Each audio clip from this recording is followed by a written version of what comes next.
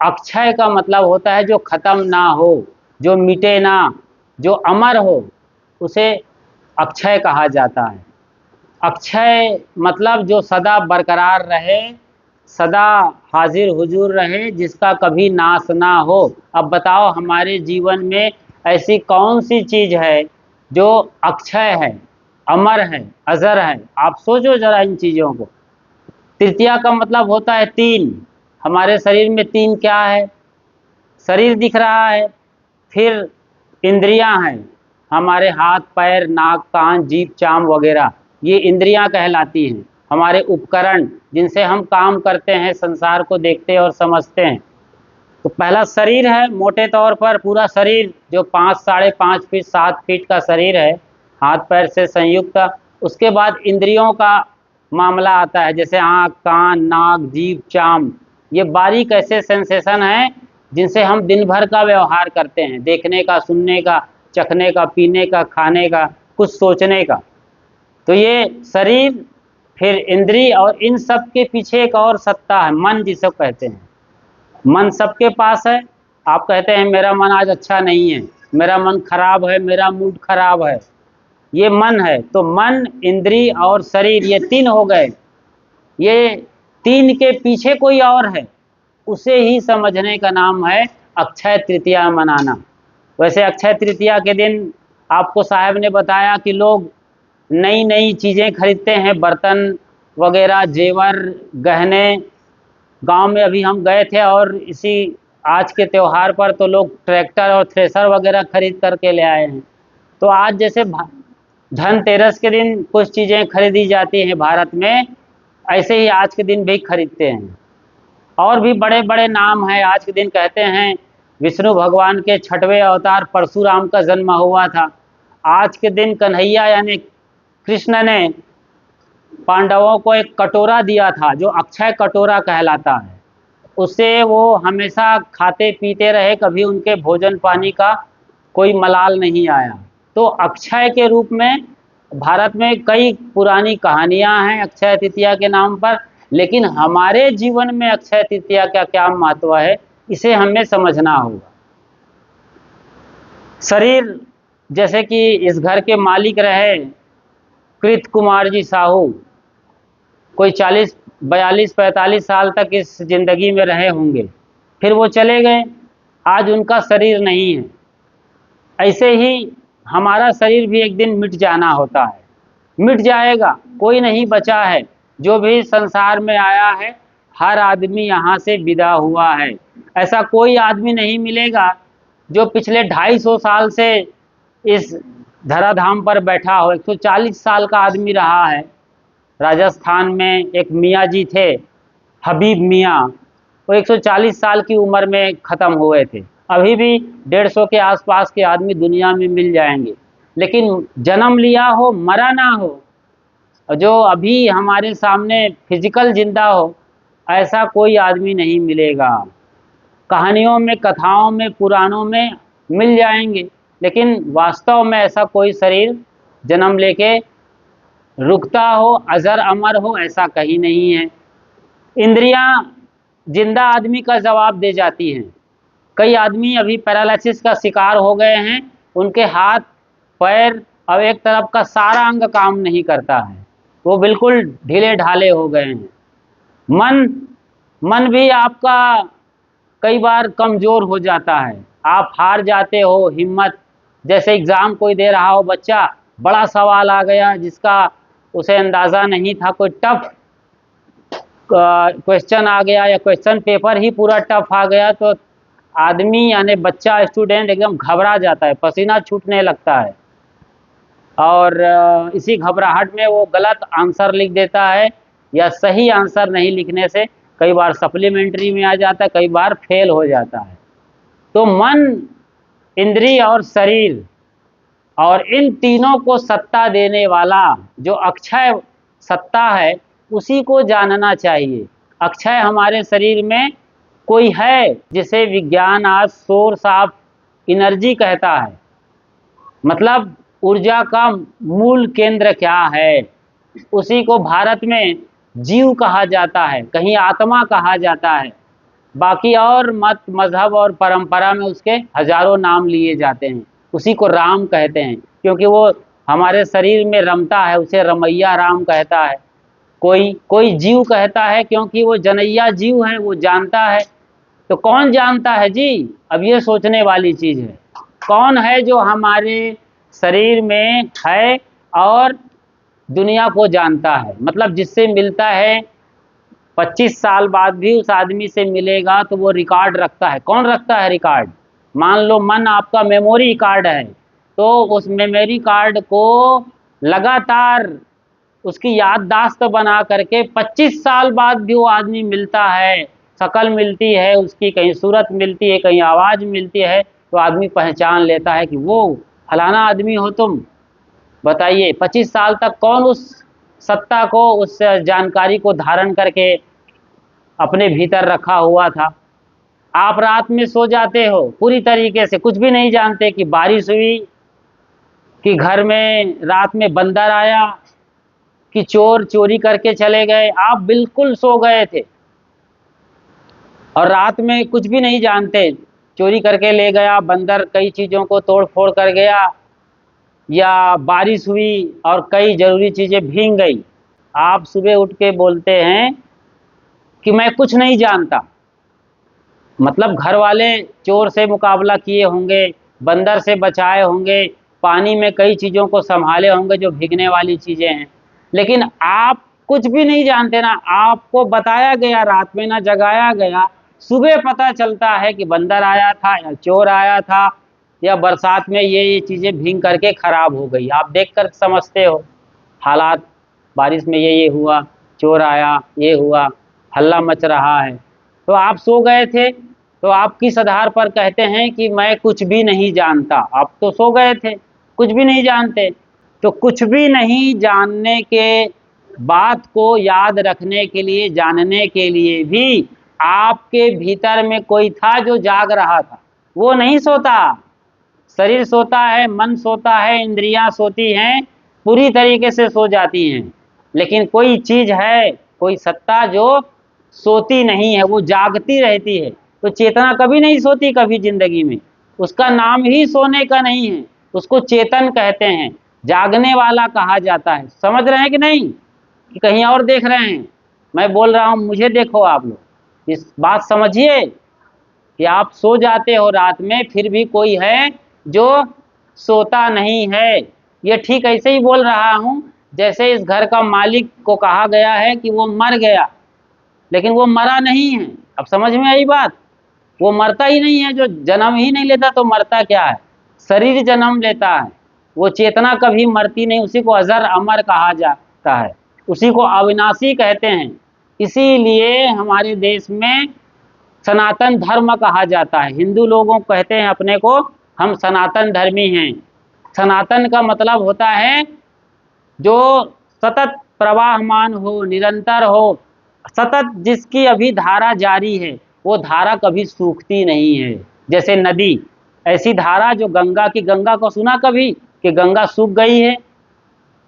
न गंगोत्री में सूखती है, न इधर प्रयागराज के त्रिवेणी संगम में सूखती है, न ही गंगा सागर की यात्रा में कहीं सूखती है। धाराएं बदलती हैं, थोड़ा सा दाएं बाएं हो जाती है, कई बार बिहार के कई गांवों में घुस जाती है, जो बाहर गुजर रही थी गांव में से निकल जाती है, बाढ़ जब आती है बिहार में। लेकिन धारा आज तक गंगा की नहीं सूखी है। आज के ही दिन कहा गया है, अक्षय तृतीया को भागीरथी ने गंगा को जमीन पर लाया था। ये आज की बड़ी मान्यता है, आज के दिन बड़ी बड़ी घटनाएं हुई हैं, उसमें ये घटना है। लेकिन गंगा की धारा आज तक नहीं सूखी है।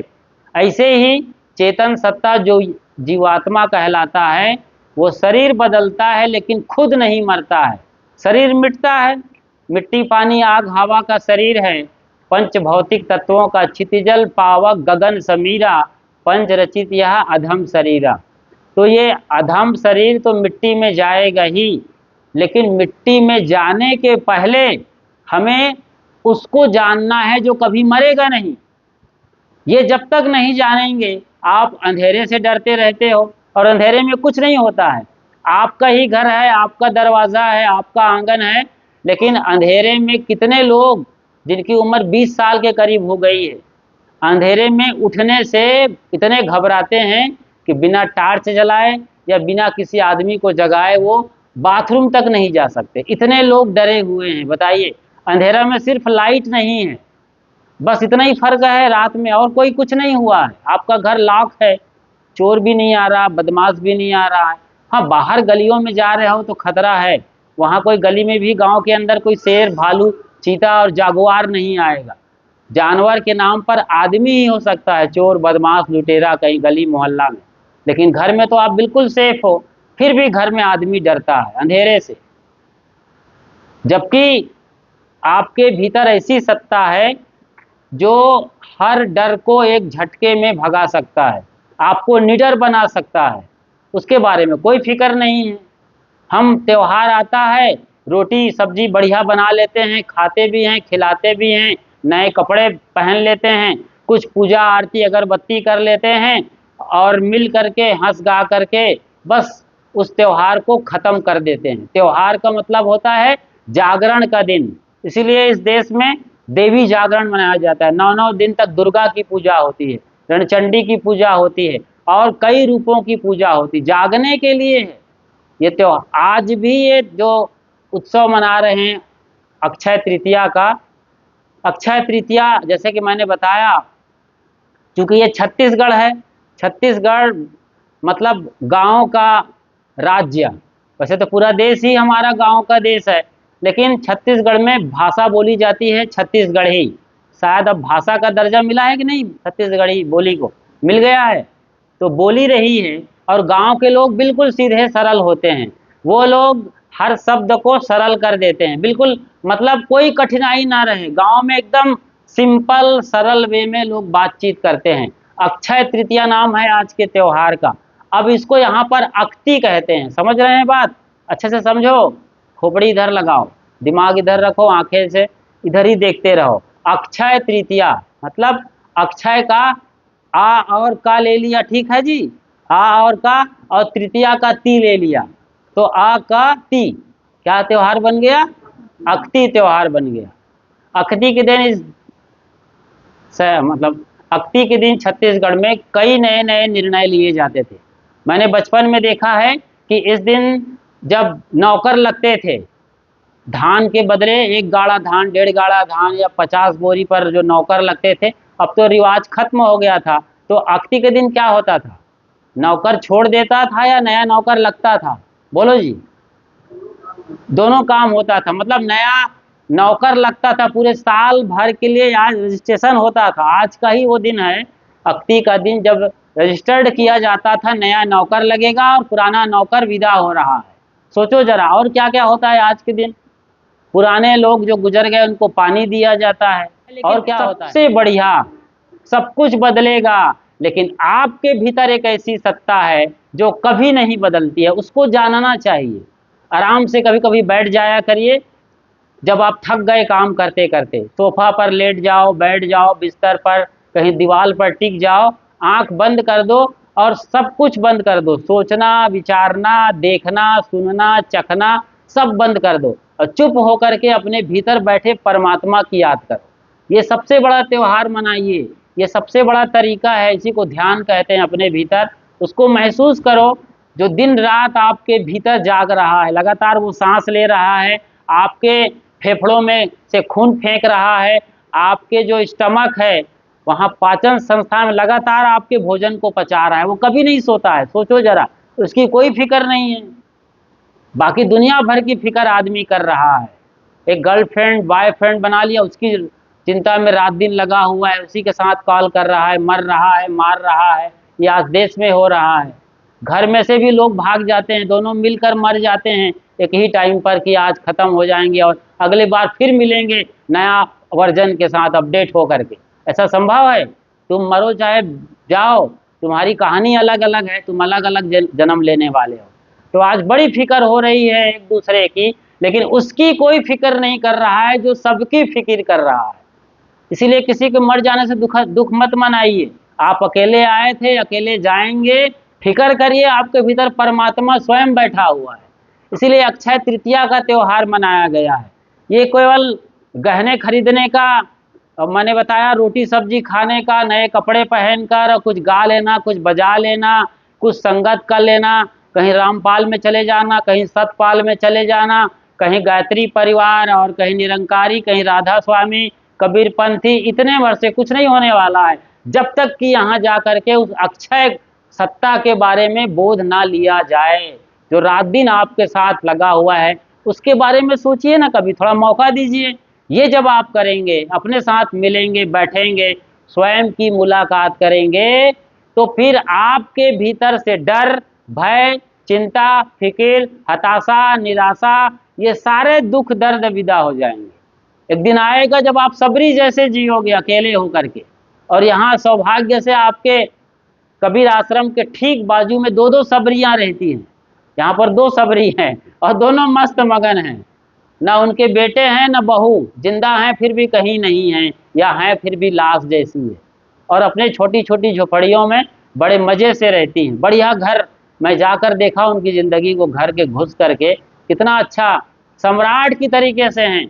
बिल गेट्स और एलन मस्क भी इतने निश्चिंत नहीं होंगे जितना ये लोग अपने झोपड़ी में हैं। फिर सोचिए, राम सदा मौजूद है, राम आएंगे आएंगे ऐसी बात नहीं है, राम तो आपके भीतर ही रम रहा है।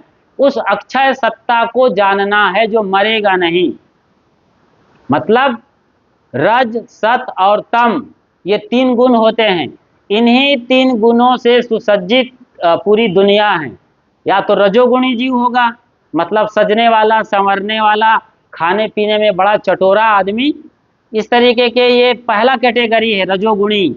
हर चीज में उसको बढ़िया सुख शांति सुविधा के लिए वो नई नई चीजें ढूंढता रहता है, सस्ता है, संवरता है, राग रंग में, नाच नौटंकी में, रील्स में, फिल्मों में, सीरियल्स में लगा रहेगा। वो हमेशा चमक दमक की लाइफ जीना चाहता। खाने में भी चटक मटक एकदम बढ़िया सा चाउमीन, पिज्जा, बर्गर, कुरकुरे, ये सारे। वो जब भी जाएगा बाजार, खा के डट कर निकला हो गर्दन तक, लेकिन वहाँ बिना चाट खाए उसका मन मानेगा नहीं। ये रजोगुणी जीव है। दूसरा है तमोगुणी जीव। तमोगुणी मतलब थोड़ा सा तमस, अंधेरे, आलसी स्वभाव का, जिद्दी स्वभाव का।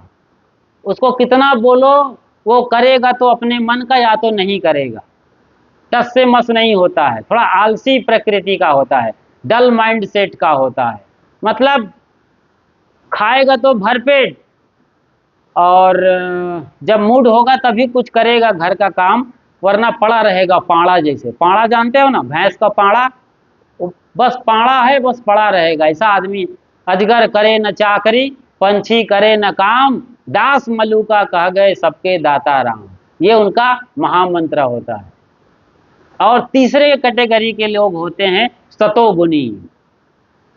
सतोगुणी पूजा करेंगे, प्रार्थना करेंगे। जो सतोगुणी जीव होंगे वहाँ के लोग पूजा प्रार्थना में भाग लेंगे। सत्संग होगा तो बिल्कुल मन मुस्तैद होकर के बैठेंगे और समझने की कोशिश करेंगे, संत गुरुजनों से अपनी बात पूछेंगे। मतलब उनकी लगा सत्य को जानने की है, सत्ता को जानने की है। जो पूरी दुनिया के पीछे कौन सी सत्ता है, पूरी सृष्टि को कौन चला रहा है, कौन है जो सबके पीछे बैठा हुआ है। मतलब हर सूरज, चांद, सितारे, नदी, पहाड़, पर्वत, समंदर के पीछे कौन है, वो ये खोजने का प्रयास करता है। मैं कौन हूँ वो भी जानना चाहता है, मैं कैसे जिंदा हूँ, मैं मर जाऊंगा फिर कहाँ चला जाऊंगा। तो वो खोजी प्रवृत्ति का होता है, वो सतोगुणी है। वो मीठा स्वभाव का होगा, विनम्र होगा, सात्विक होगा, शांति महसूस करता होगा। उसके पास जाओगे तो आपको ऑटोमेटिक शांति मिलेगी। कई लोग होते हैं गांव में, ज़्यादा नहीं बोलते, लेकिन उसके पास जाकर आराम से बैठ जाओ तो आपको इतना बढ़िया प्रेम से निहारेगा जैसे कोई परमात्मा निहार रहा होगा। इतने बढ़िया चित्त के लोग होते हैं, ये सतोगुणी होते हैं। तो सतोगुणी जीव हो चाहे तमोगुणी या रजोगुणी हो, इन तीनों गुणों के पीछे जो गुणों को धारण करने वाला है जीव आत्मा, वही सत्य सनातन है, वही परम सत्ता है, वही ईश्वर, वही परमात्मा है। ये बहुत बड़ी खोज हुई है हमारे देश में कि जिस परमात्मा को हम बाहर खोज रहे हैं वो हमारे भीतर ही बैठा हुआ है। बताओ, परमात्मा को खोजने की औकात किसकी होगी? कभी सोचे हैं आप? कोई उससे भी बड़ी सत्ता होनी चाहिए। मतलब जो सृष्टि का सृष्टिकर्ता के रूप में देखा जाता है। जैसे हिंदुओं में ब्रह्मा कहते हैं, और यहूदियों में, ईसाइयों में और इस्लाम में यहोवा यूहन्ना है, या कोई खुदा पैगंबर के रूप में अल्लाह ताला हो, जो भी हो, लॉर्ड या गॉड हो ईसाइयों में, जो सृष्टिकर्ता के रूप में देखे जाते हैं, जिसकी बड़ी मान्यता है, उस बड़े को जानने वाले को और बहुत बड़ा होना चाहिए। हमसे बड़ा कुछ भी नहीं है, एक दिन पता चलता है। तब हमारे वेद में हमारे ऋषियों ने कहा, जो खुद को जाना, अपने भीतर उतरे, तब उन्होंने कहा अहम ब्रह्मास्मि, मैं वही ब्रह्म हूँ जिसको खोज रहा हूँ बाहर की ओर। तो अपने भीतर लौटें, और उसी को तत्वमसि कहते हैं कि वही तू भी है, वही तू है, मतलब जिसे तुम ढूंढ रहे हो वही तुम हो। तो अपने भीतर आपको लौटना है और खुद को जानना है। और जब तक आप अपने आप को नहीं जानते हैं, स्वयं की सत्ता को नहीं जानते हैं, सारा जानना आपका बहुत मायने नहीं रखता है। रोजी रोटी चल जाएगी, ज़िंदगी चल जाएगी, लेकिन डर, भय, चिंता बनी रहेगी।